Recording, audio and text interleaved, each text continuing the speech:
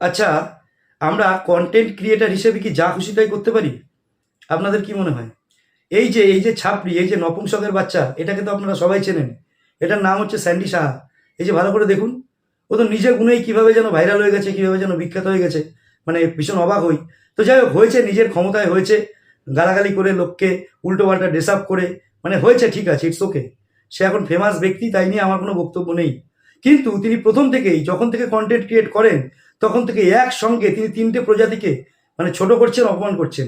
পুরুষ জাতিকে তিনি ছোট করছেন, তিনি স্ত্রী জাতিকে ছোট করছেন, তিনি অরিজিনাল যারা তৃতীয় লিঙ্গের মানুষ তাদেরকেও ছোট করছেন। ওনাকে যদি জিজ্ঞেস করা হয় স্যান্ডি শাহকে ডেকে যে আপনার লিঙ্গ কি, এই নপুংসক বলতে পারবে না যে আমি ছেলে, না আমি মেয়ে, না আমি বৃহন্নলা। এ বিষয়ে আমার কোনো সন্দেহ নেই। তো উনি যা করছেন তাই নিয়ে আমার কোনো আপত্তি নেই। উনি ফকটের মানে ফেম কামাচ্ছেন, কামান। কিন্তু এই যে দুদিন আগে উনি এই যে একটা ভিডিও পোস্ট করেছেন, এই তার ক্যাপশন দেখুন, আমি মুখে বলবো না, আমার মুখে বলতেও রুচিতে বাজছে, এই যে আপনারাই দেখে নিন। এই যে পোস্ট উনি করেছেন, এই যে একটা ভিডিও উনি বানিয়েছেন, এবং তার যে ক্যাপশন, এবং উনি নিজে যে ড্রেস আপটা করেছেন, যে সাজে উনি সেজেছেন, এটা কি উনি সোশ্যাল মিডিয়ায় করতে পারেন? এই অধিকার কি ওনার আছে? মানে এটা কি ওনার বাপ ঠাকুরদার 14 পুরুষের জমিদারি যে উনি যা খুশি তাই করবেন? 350 টাকার মানে ডেটা মেরে নিয়ে ফ্রি পাচ্ছেন, তাই যা খুশি তাই?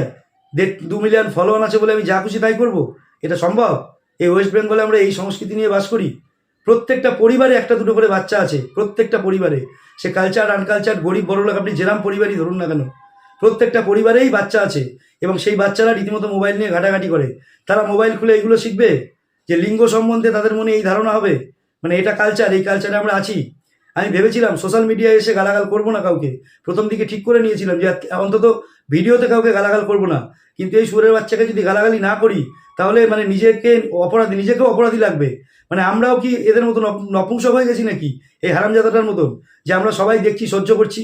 আপনি বলুন, পুরুষ জাতির পক্ষে এটা কি খুব সম্মানের? ও যে কাজটা করেছে, ওকে তো মানে চাপকে ওর পিঠের ছাল তুলে নেওয়া উচিত। ওই হারামজাদাকে আমার চোখের সামনে পেলে ইতনা কেলাতাম, ওর কন্টেন্ট ক্রিয়েট করা জীবনের মধ্যে ঘুচে যেত। ও তো নিজেকে সোশ্যাল মিডিয়ার বিশাল বড় ডন মনে করে। ওকে আমি একদিন আমার সামনে দেখতে চাই। ওকে ইতনা কেলাবো যে ওর সোশ্যাল মিডিয়া কন্টেন্ট ক্রিয়েট করার জীবনের মতো ঘুচে যাবে।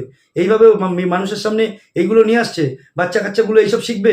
ওর বাপ মা নেই, ওর বাপ মা দেখেন এগুলো চোখে? আপনারা দেখেন না? কি শিক্ষা দিয়েছেন নিজের ছেলেকে? এটুকু শেখাতে পারেননি যে সোশ্যাল মিডিয়ায় যা খুশি তাই করা যায় না? বন্ধুরা, এর প্রতিবাদ করুন। দরকার হলে সবাই মিলে চলুন আমরা লিগ্যাল স্টেপ নিই।